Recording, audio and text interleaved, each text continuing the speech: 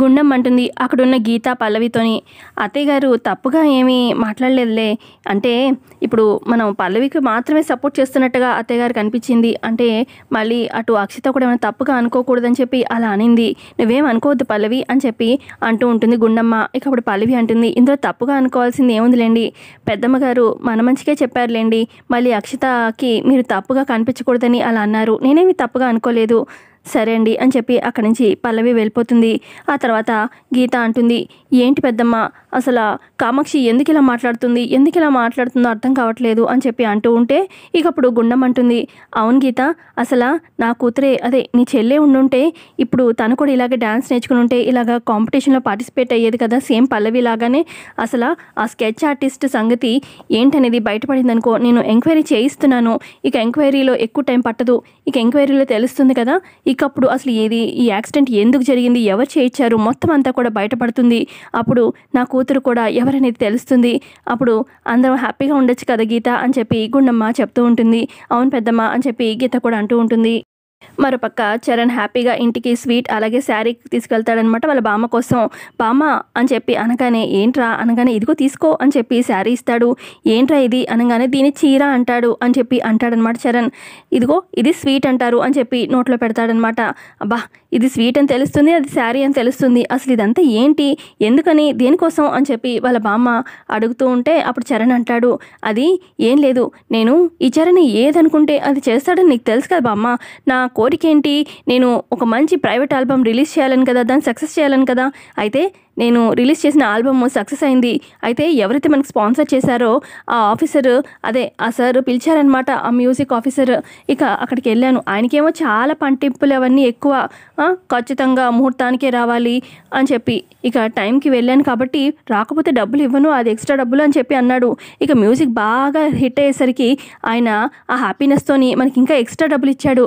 అయితే ఆ డబ్బులతోనే నేను నీకు శారీ తీసుకున్నాను, ఇదిగో స్వీట్స్ కూడా తీసుకొచ్చాను, గుర్తుగా ఉంటుంది కదా అందుకే తెచ్చాను అని చెప్పి అనగానే, అవునా చాలా సంతోషం నాన్న, అవును నువ్వు వచ్చినట్టు కార్ సౌండ్ ఏం రాలేదు అని చెప్పి వాళ్ళ నానమ్మ అంటూ ఉంటే అప్పుడు చరణ్ అంటాడు, అసలు నేను కార్లో వస్తే కదా నాన్నమ్మ అనగానే, మరి కార్ ఎక్కడుంది అని చెప్పి అడుగుతుంది వాళ్ళ నానమ్మ.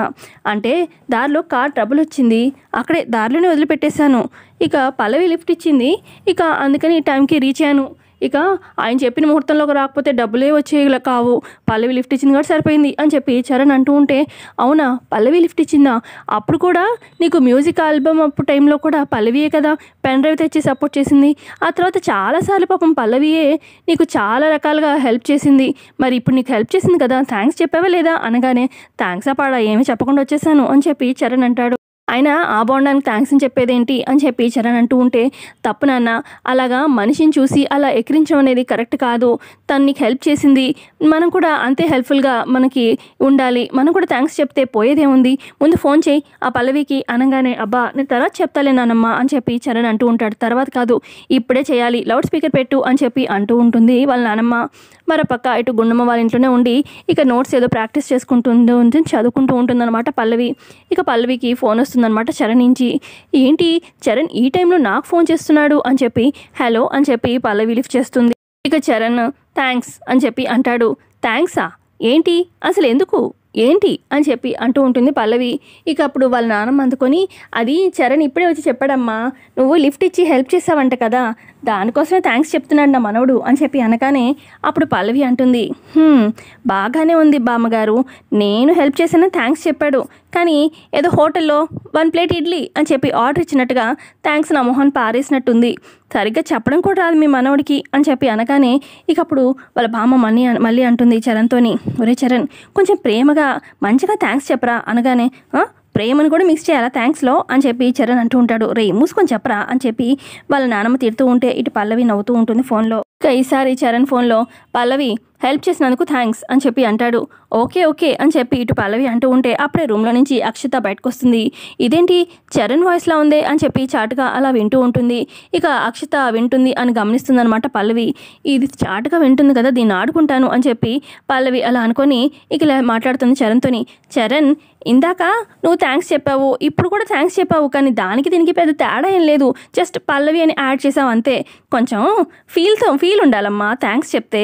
పల్లవి నువ్వు నాకు చాలా హెల్ప్ చేశావు, నిజంగా చాలా థ్యాంక్స్ అని చెప్పి కొంచెం బాగా చెప్తే బాగుంటుంది. అప్పుడు నీ థ్యాంక్స్ని నేను తీసుకుంటాను అని చెప్పి పల్లవి అంటుంది.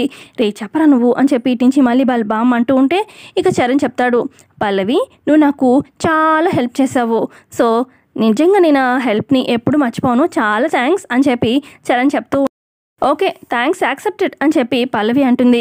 సరే మరి ఉంటాను అని చెప్పి ఇక చరణ్ ఫోన్ పెట్టేస్తే వెంటనే లౌడ్ స్పీకర్ ఆఫ్ చేసేసి నార్మల్గా ఫోన్ మాట్లాడుతున్నట్టు ఇంకా కాసేపు అక్షతని ఏడిపించచ్చు అని చెప్పి పల్లవి ఇలా మాట్లాడుతూ ఉంటుంది. చరణ్ నువ్వు థ్యాంక్స్ చెప్పావు ఓకే, మనలో మనకి ఏముందిలే, ఏంటి నేను డ్యాన్స్ కాంపిటీషన్లో విన్ అవ్వాలని నువ్వు దేవుడికి మొక్కుకుంటున్నావా, నిజమా అని చెప్పి అనగానే నిజం అన్నట్టుగా అటు నుంచి చరణ్ మాట్లాడుతున్నట్టుగా బిల్డప్ ఇస్తూ ఉంటుంది. అయితే చరణ్ ఆల్రెడీ ఫోన్ పెట్టేస్తాడు. కానీ ఇదంతా అక్షతకు వినిపించేలాగా చరణ్ ఏదో నిజంగా డాన్స్ కాంపిటీషన్లో తినే విన్ అవ్వాలి, అక్షత విన్ అవ్వకూడదు అన్నట్టుగా కోరుకుంటున్నాడు అన్నట్టుగా అక్షతకి బిల్డప్ ఇస్తూ ఉంటుందన్నమాట ఆ పల్లవి.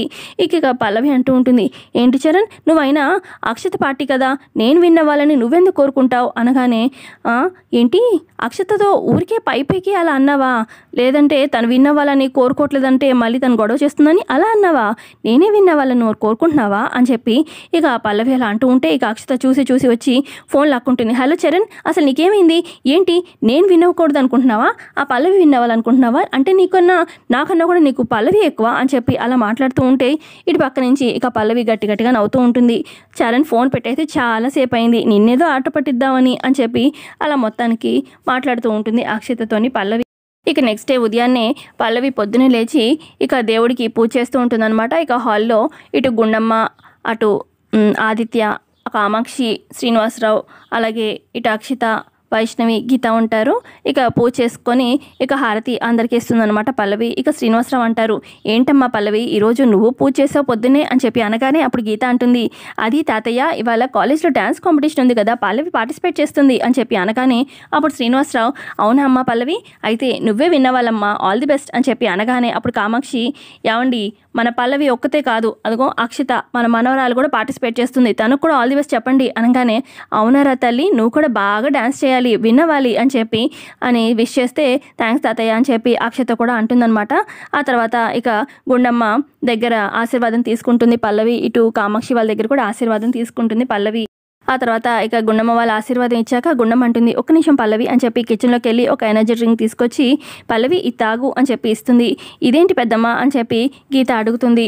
అప్పుడు గుండమ్మ అంటుంది, ఏం లేదు పల్లవి డ్యాన్స్ కాంపిటీషన్లో డ్యాన్స్ వేస్తుంది కదా ఎనర్జీ డ్రింక్ అని చెప్పి అనగానే అవునా తాగమ్మా అని చెప్పి ఇక తాగుతూ ఉంటుందన్నమాట పల్లవి. ఇక అప్పుడు కామాక్షి అంటుంది, గుండమ్మ పల్లవికి మాత్రమేనా, అక్షిత కూడా డ్యాన్స్లో చేస్తుంది కదా తనకి ఇవ్వా అనగానే ఇప్పుడే వెళ్ళి తీసుకొస్తాను అని చెప్పి అనగానే అప్పుడు వైష్ణవి, మాకు ఎనర్జీ డ్రింక్ ఇవన్నీ ఏమీ అవసరం లేదు, మేము ఎనర్జీగానే ఉంటాము అని చెప్పి అనగానే ఇక గుండమ్మ తీసుకురాకుండా ఆగిపోతుంది. ఇక పల్లవి డ్రింక్ తాగేస్తుంది. ఆ తర్వాత ఇక కాలేజ్కి వెళ్దాము అని చెప్పి గీత అనగానే ఇప్పుడే బ్యాగ్ తీసుకొస్తాను అని చెప్పి ఇక పల్లవి తన రూమ్లోకి వెళ్ళి బ్యాగ్ తీసుకోవడానికి వెళ్తూ ఇటు పక్క వైష్ణవితో అంటుంది అక్షిత, ఏంటి మామ్ ఏదో చేస్తానన్నావు, తనతో డ్యాన్స్ చేయనివ్వను అది ఇది అన్నావు, ఏంటి ఇప్పుడు దాకా సైలెంట్గా ఉన్నావు అనగానే కాసేపు చూడు బేబీ నీకే అర్థమవుతుంది అని చెప్పి అంటూ ఉంటుంది.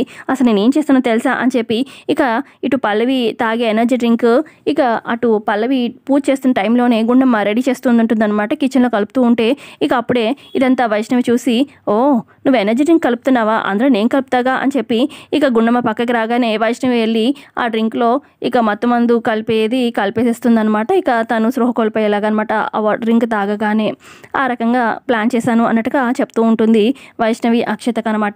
మరోపక్క ఇటు పల్లవి కాలేజ్కి వెళ్దామని చెప్పి కాలేజ్ బ్యాగ్ తీసుకొని వెళ్ళొస్తాను అని చెప్పి గుండమ్మ వాళ్ళకి చెప్పి కాలేజ్కి బయలుదేరతారనమాట. గీత అలాగే ఇటు పల్లవి మెట్లు దిగుతూ వస్తూ ఉంటేనే ఇక పల్లవికి కళ్ళు తిరిగి మెట్ల మీదనే కళ్ళు తిరిగి పడిపోతుందనమాట. అలా పడిపోగానే అయ్యో ఏమైంది పల్లవి అని చెప్పి గీత కంగారు పడుతూ ఉంటుంది. ఇక ఇంట్లో ఉన్న ఇటు కామాక్షి, శ్రీనివాసరావు అలాగే గుండమ్మ, ఆదిత్య అయ్యో పల్లవి అని చెప్పి వాళ్ళు కూడా గబగబా వస్తూ ఉంటారు. ఇక పల్లవి దగ్గర ఏమైంది అని చెప్పి కంగారు పడుతూ ఉంటారు.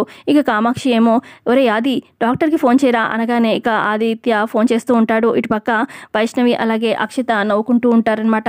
ఈలోపు డాక్టర్ వచ్చి టెస్ట్ చేస్తూ ఉంటారనమాట అసలు ఏమైంది పల్లవికి అని చెప్పి. ఇక ఇటు పక్క గుండమ్మ వాళ్ళేమో టెన్షన్ పడుతూ ఉంటారు. సో ఇంతే అండి ఎపిసోడ్లో చూపించింది. ఎపిసోడ్ నచ్చితే ఖచ్చితంగా లైక్ చేయండి, కొత్తగా సబ్స్క్రైబ్ చేసుకోండి. Thanks for watching.